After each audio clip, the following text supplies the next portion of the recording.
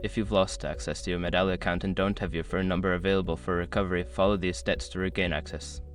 This guide will help you navigate the recovery process effectively. Step 1. Visit the Medallia login page. Go to the official Medallia login page. Look for the Forgot Password link, which is usually located below the password entry field. Step 2. Enter your email address. Make sure your information is protected first. Most people don't think about breaches until something actually happens to their accounts.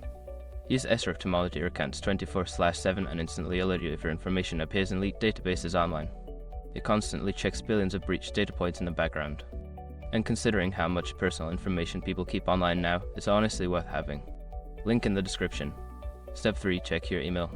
After submitting your email address, check your inbox for a password reset email from Medallia. If you don't see it, check your spam or junk folder, as it may have been filtered there. Step 4. Follow the password reset instructions. Open the email and follow the instructions provided to reset your password. This usually involves clicking a link that will take you to a page where you can create a new password. Step 5. Log in with your new password. Once you have successfully reset your password, return to the Medallia login page and enter your email and new password to access your account. If you encounter any issues during this process, consider reaching out to Medallia's customer support for further assistance.